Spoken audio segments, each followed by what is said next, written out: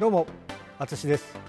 今回は喧嘩4つの相手に対して上から握った時の釣り手の使い方について解説をします。それでは早速始めます。では喧嘩4つっていうのが、僕右組みで相手が左組みになった時の組手が喧嘩4つという組手です。でこの時のこの釣り手、お互いが襟を持つ方の握りが相手の腕の下から持つパターンと上から持つパターンっていうのがあると。で以前はこの下から持つパターンっていうのを解説したので、今回はこの上から握った時のこの釣り手の使い方について解説をします。で上から握る場合っていうのは、自分よりも体が小さい相手とかに上から奥襟とかを握って相手を引きつけるのに有利な組手っていうふうに言われていると。だからグッと引きつけると、相手と距離をつくっていうか、手を伸ばして相手を距離を取るっていうよりもぐっと引きつける時に上から持つ方が有利ですと。であとはこの上から握った場合、それで相手が下から手を伸ばして距離を取ってくる、下から組手を持つ人は距離を取りたいと。で上から持つ人っていうのは相手を寄せるために引きつけたいと。でその時のこの釣り手の使い方として、引きつける時にこのまま相手が肘をぐっと伸ばしたまんま引きつけるっていうのが当然相手の手が邪魔なので、まずはこの手の引きつけ方として、このまま力でぐっと引きつけることができれば問題ないんだけども、突っ張ってる相手に対していくらこっちの方が力が強くても引きつけるっていうのがなかなか難しいと。肘っていう手首、この関節のところをうまく曲げるっていうのが重要になってくると。でそのために引きつける方法としてこういう感じで引きつけると。で何をやってるのかっていうと、相手のこの手首のところをぐっと曲げると。そうすると自然と力が当然ぐっと伸ばしているところから曲がると引きつけやすくなる。いきなり肘を曲げるっていうよりも、この体から離れている部分、その方が力が入りにくかったりするので、この手首のところをぐっと引くっていうか、相手の手首がこういう感じで曲がるようにぐっと押してあげながら、自分の肘で相手の肘を下げると。でそうするとぐっと曲がりやすくなるので引きつけやすくなるというのが一つ。で次が肘を曲げるっていう方法ですけども、ここからぐっと曲げるっていうよりも肘を中に入れてぐっと曲げるっていう方法。上から持っている状態から肘をこの外から曲げるんではなくて、相手の内側に、これ言うとちょっと前に肘を出してあげて、でそこからぐっと肘を曲げると。この肘を入れながら、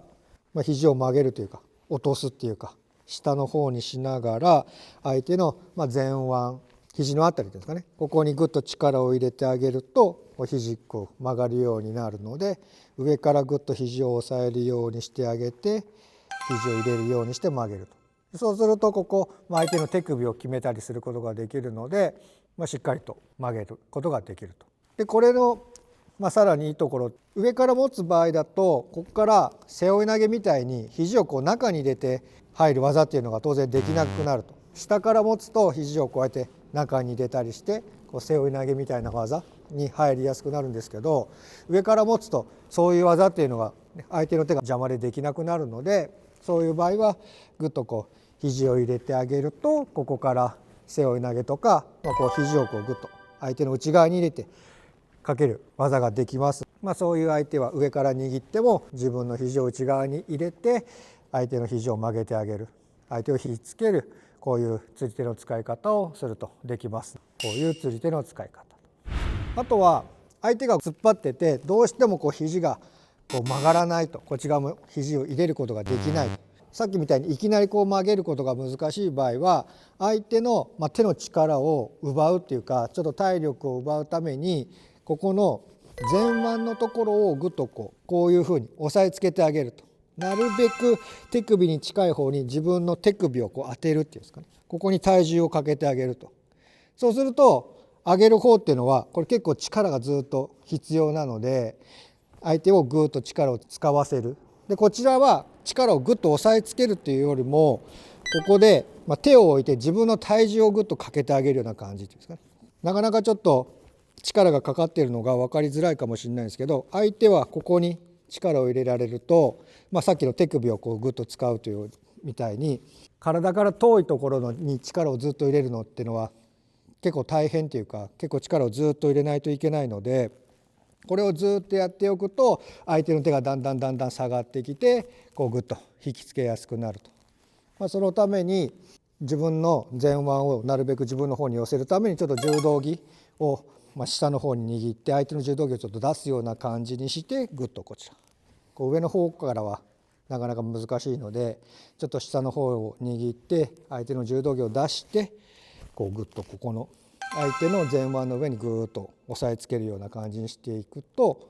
手の持久力が必要になってくるので、だんだんこう上げておくのが大変になって、最終的にグッとこう引き寄せやすくなります。いきなりグッとできない場合っていうのは、この相手の前腕、この肘よりも先に自分の前腕を当てて、グッとこう体重をかける、下に押さえつけるように力を入れていってあげると、徐々に曲がってきます。こういう釣り手の使い方っていうのもあるので、ぜひ練習してみてください。今回は釣り手を上から持って相手の腕を制する、相手の腕を押さえつけたりとか引きつけるっていうのを3つ紹介しました。どれも技をかける前に相手を引きつけたりとか、相手の釣り手をうまくこうかわしたりとか制することができないと技に入りづらいので、その前の釣り手の使い方、自分の技につなげるためにどういうふうにやればいいかっていうところを練習していただけると技をかけやすくなりますので、こういう釣り手の使い方もぜひ練習しましょう。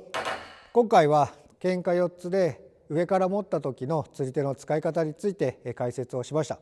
今回の動画が参考になったという方は、チャンネル登録、高評価、コメントなどしていただけると嬉しいです。よろしくお願いします。それでは次の動画で会いましょう。ありがとうございました。指令とか指令と、そう、喧嘩移った逆か。自分よりも体が大きい、自分よりも体が小さい相手とかに手を伸ばして相手を距離を取るっていうよりも、前腕のところをぐっとこ